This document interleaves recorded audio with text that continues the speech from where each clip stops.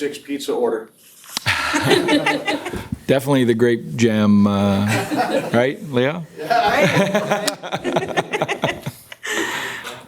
Didn't see Duchene out there today. What Just situation? maintenance. He's fine. Yeah. And then for Heiskanen, was he just kind of filling in with? Yeah, I mean, every time he's out in a full practice with us, there's no restrictions as far as that goes. So, every time we do that, that's another step closer. He's traveling. Yeah. You say multiple times a series that momentum doesn't carry over. Does chippiness Yeah. roll over after the last 3 minutes? There? Yeah, well, I think that's natural. There's anytime you play a team 6 or 7 times in the playoffs, and if you go back to last year, there's obviously, that stuff does carry over for sure. It's impossible not to. I think you see it in every series. So, for us, so it's critical we stay out of the box and not put them on the power play unnecessarily. I mean, if we're going to take penalties defending, it's one thing, but the one thing I did like was, I didn't feel like we took offensive zone penalties last game, which has been something that has really bit us in the series at different moments. What is the key to matching the intensity that they will have, knowing their season's on the line? Well, yeah, I mean, you can talk about it, you can prepare them. I think I would hope Game 4 we have a memory of what that felt like when we didn't match their intensity, and how overwhelming that became at different points. So I think our guys are smart enough to understand that. Can you match their intensity, when they're going home for the summer? I don't know, but I know that gap's going to be a lot less than it was in Game 4, I would hope. These series can be a little bit of a grind, so moment of levity here. Did you see Jared Bednar's doppelganger? I did, yeah. Yeah, I did see that. Well, I didn't see him live. I saw the clip, the video of him. Yeah, that was great. That was fantastic. How would you feel if you had a doppelganger? Yeah, I mean that all comes with it. I mean, I've had. Let's put it this way: I'd rather have a doppelganger than some of the situations I've been put in with people behind the bench. And you can look up the internet to see that. I'll take the doppelganger. Have you ever considered doing a regular food recommendations blog? No, I'm not that much of a foodie. No, I'm pretty meat and potatoes. But this was something that was pretty unique. Did you see that Nick went there and talked to them did, about it? Joe showed me that. Yeah, that was great. Yeah, I'm hoping maybe I'll get a free slice now next time and save myself $5. Got the goal. He's got a goal against Colorado in the series. You had said the other night maybe that's maybe you say hope you watch out now when the guy gets going. But yeah, you kind of sense him settling in. I mean, 23 games. He went through a lot with 2 trades in such a short period. And kind of integrating this room. Yeah. I think he is settling in. I think he's a lot closer than the numbers say. I thought he's had 2 or 3 really good games in this series so far. And last game was his best game. But there was a couple other ones in there. He got an assist on the overtime winner. I thought he played great that night in Colorado. That would have been Game 3. So he's had a couple nights, where I think he's stringing together more and more games here where he looks comfortable and he's going to make an impact even if the points aren't showing it. Rope for a long time had the same 2 line mates kind of night in and night out with Pavelski and Robertson. Now he's playing with 2 guys who are both new to the team mid-season. Seems like it's going really well lately. What do you attribute that to? How they've meshed with all 3 different teams at the start of the year? Yeah. Well, they have a history together. As Finnish players and national teams and things like that. I don't know if they played together as a line before, but I think that always speeds up the chemistry when you have a familiarity like that. And, they're countrymen, they speak Finnish to each other, they can communicate really easily. And when you grow up, I think, in a European system, I think it's a lot easier when you're playing with other European players that have grown up, in a similar system. I think that expedites it too, as opposed to learning a new style of play in North America or playing with a North American player. So hopefully that helps. Pete, they constantly say in the playoffs, and you've said it this round, that the momentum doesn't carry over. Do you think individual momentum can carry over from game to game? Oh, I think absolutely. I think once it's why goal scorers score in bunches. Once you get one, you start feeling it. So I think absolutely that does. Duchene said that he sees the game similarly to Mikko Rantanen. I'm curious what you see in terms of similarities between the two. Yeah.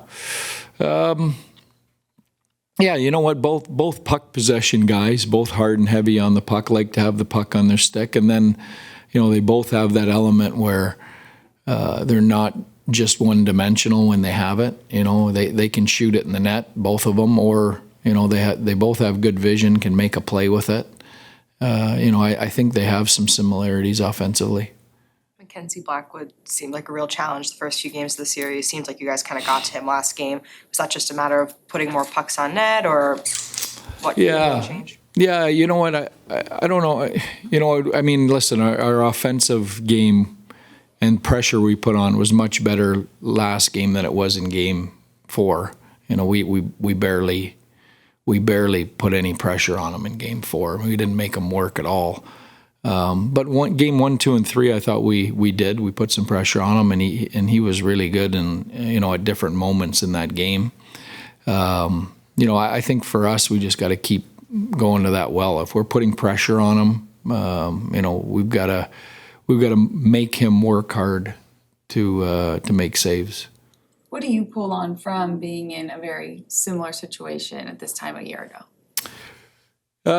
You know what? Just we've got great experience, great leadership in our dressing room. We always look back at that. This group, coaches and players, while it's not exactly the same, a big portion of this group has been on 2 deep playoff runs.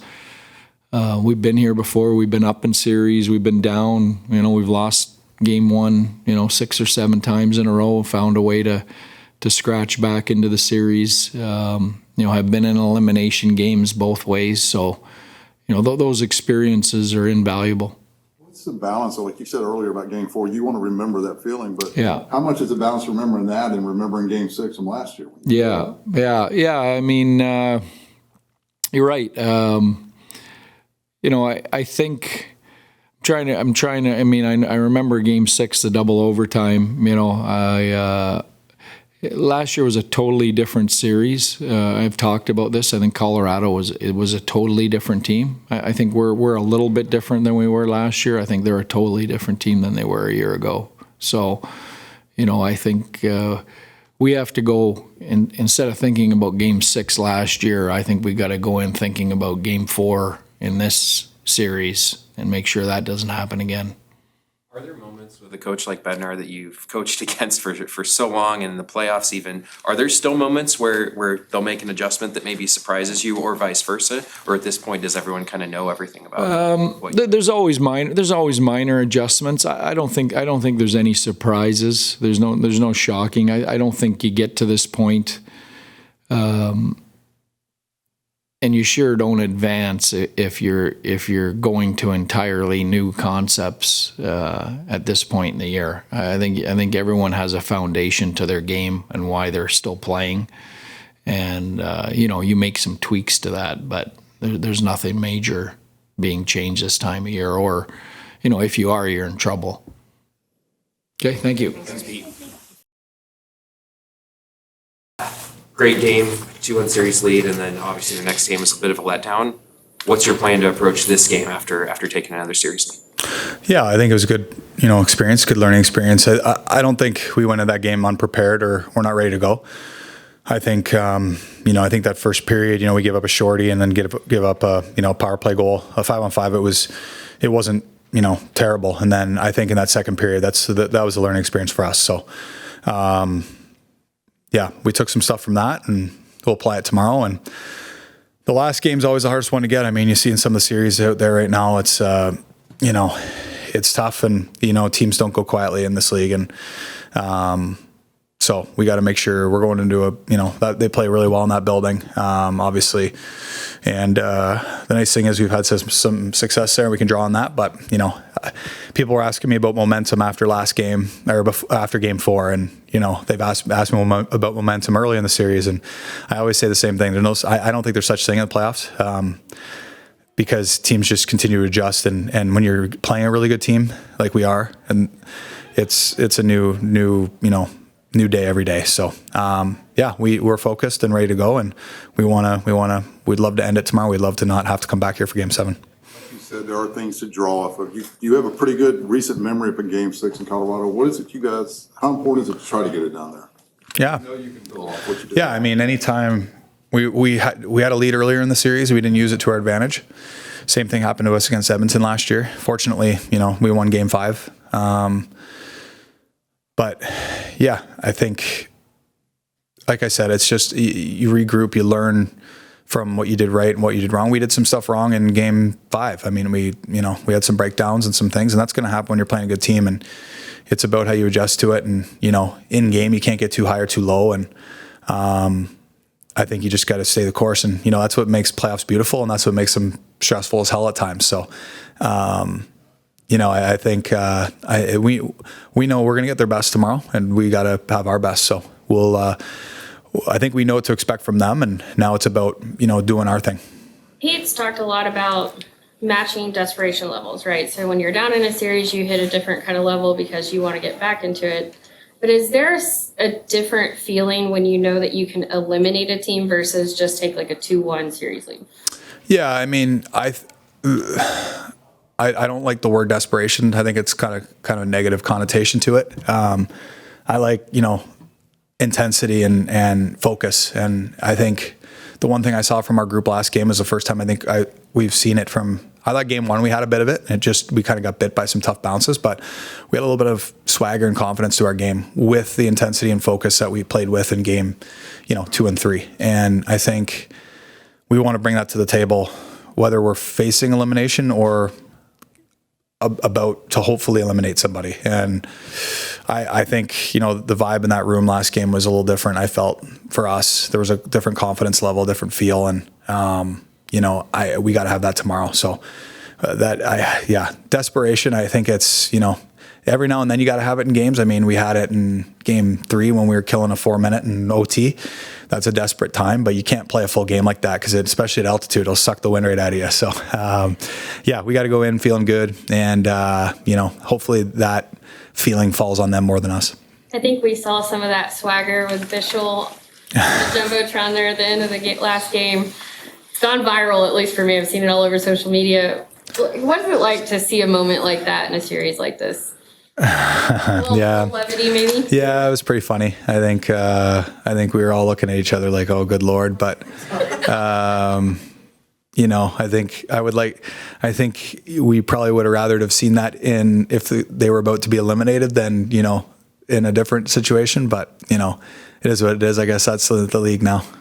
Matt, as a veteran, do you have to pass some wisdom on to a 20-year-old defenseman about the? I left it alone, but I think it was addressed from some of the D-men. I mean, I was guilty of stuff like that when I was younger too. You don't, you know, but I was like, oh man, when I saw I was just like, you know, the fans love it, and it's, you know, I guess it gives the league a little bit of a different look than it has had. But, you know, I think, like I said, you know, had that been a game 6 and they were about to, you know, head home for the summer, a little different maybe. You don't want to give fuel to that, you know. And I mean, he's a young kid though, and you know, it all comes from a good place, and he was feeling the moment.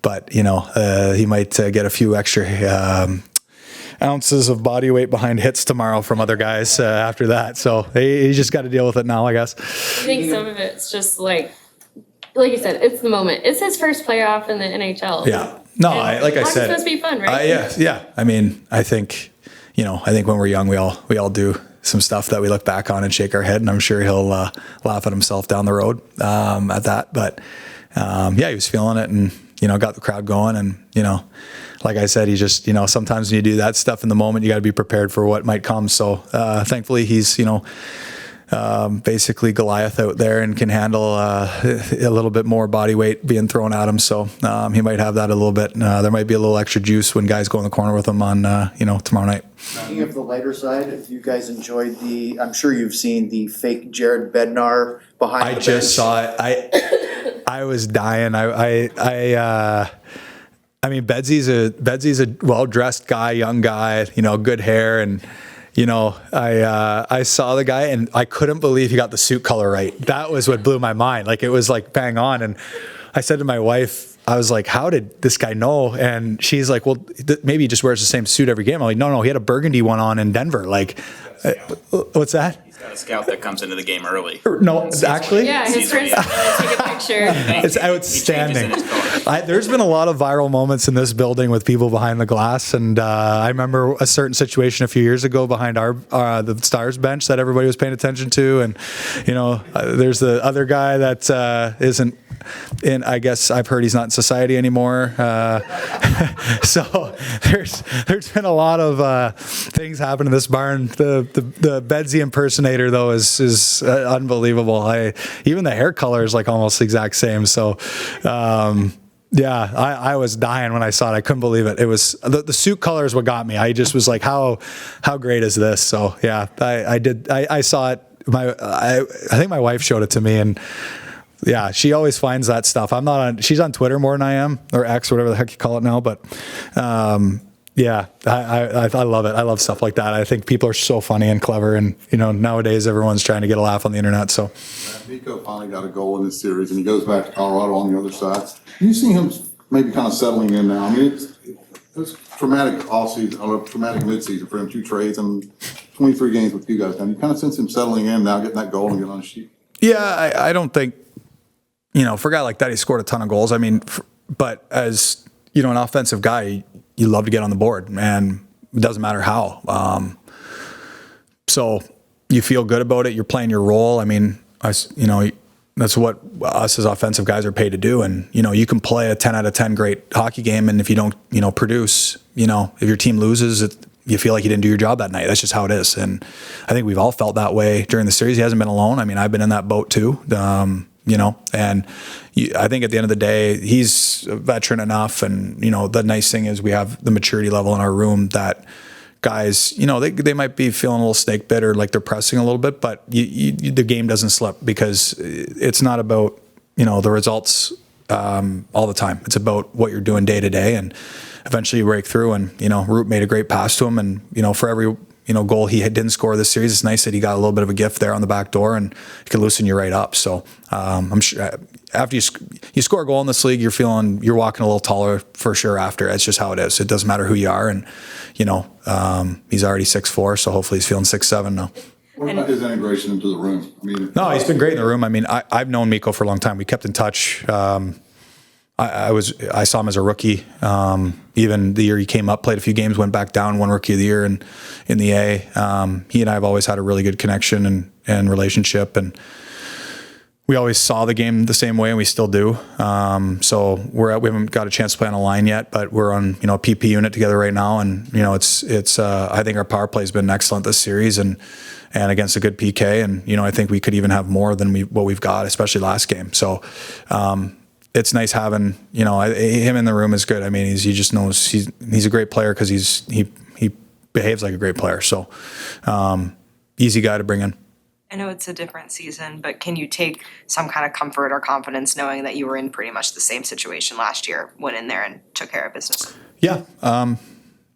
Hopefully history repeats itself, right? So we're. I got asked before the series, lost 7 in a row. How you feeling? And it's like, no, you wipe the slate clean and you go forward. And well, yeah, there's, it's a new series and new year and new everything. And the order of wins has been different this year. We can draw on 2 experiences from last year. I think, we had this opportunity against Vegas, we blew it. And then we have the opportunity against Colorado and we take advantage. So we've been on opposite sides. We've seen, I think, what works, and we can't tiptoe into that game. They're not going to tiptoe. We got to go right after them and try and punch them in the mouth right off the bat. I mean, that's what they do, and that's how they come out. And that's what we have to do. And when we did that last game. I mean, we got a pretty crafty goal scorer's goal from Johnny to start 9 seconds in.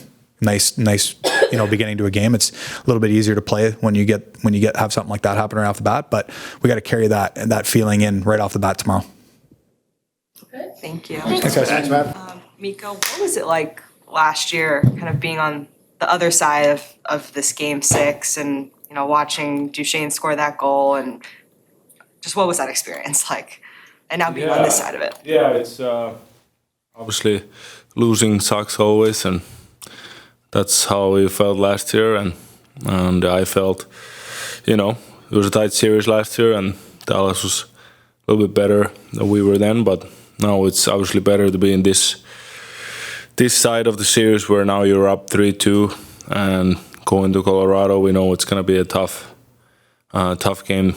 We can expect them to play their best game of the series, and we got to match that intensity right from the start. Because it's now been 23 games you've been here, including the playoffs. You've got a goal against Colorado in this series. How much do you feel like maybe you're kind of settling in and now maybe just play? Yeah, I think that's the biggest thing. I think is settling in and playing with instinct, and I think the systems and everything, it's in the back of my mind now, so I don't have to think about anything on the ice, like where I have to go. It comes with instinct, and it's gonna come even more the more games go by. But yeah, it's settling in is a good word to say, which is always key to playing well. And now you're really on the other side because you've scored against those guys in the playoffs. Yeah, right. So yeah, now it's reality, I guess. Yeah. What makes an elimination game so hard? Like, what makes other teams so hard to close out? Yeah, I think the desperation that they're going to play with because their season is on the line, and that's what we see, Ottawa, last 2 games against Toronto, 3-0, everybody thought it was over, and it's not easy to close out a good team. There's only good teams left in the playoffs, and even if you're up 3-0, it's not easy to get the 4th one because the other team knows that if they lose, their season is over, and they want to keep it going. So the intensity, like I mentioned, I think is the one that we have to match tomorrow because, we can't start the game like we did game 4 because then it's hard to play against that team when you're down a couple. Is it easier to find that intensity knowing that you can put them away and maybe get a couple extra days before that next series starts? Yeah, I think it's mental strength in those games when you're up 3-2. You have a chance to win the series, and but you can't go ahead of yourself. You got to stay in the moment and shift by shift. All these cliches, but they're true. You can't think about what if we win and how many days, or what if we lose. You got to just go at it and see what happens. How much of a difference can one less game in an early series help in a long playoff run? Wyatt said the other night he thought that was important. Yeah, I think it's always like I remember when we won 22, we swept 2 series. I'm not saying it's not easy to do, and it doesn't happen. It's pretty rare, especially end of the playoffs. But I feel like it helps when you get, even a couple days. I think that back then we had over a week off almost from the game. So there's always, some bruises and some injuries in the playoffs that are not talked about, and those extra days can really help team get healthier and feeling better. So it's important, I would say. Mikko, playing on, you've played with a lot of good forwards since you've joined Dallas, but it seems like you've settled into this line with Rope and Granlund. What makes your line work so well? Because obviously there are some similarities, but there's also a lot of differences with all 3 of you as well.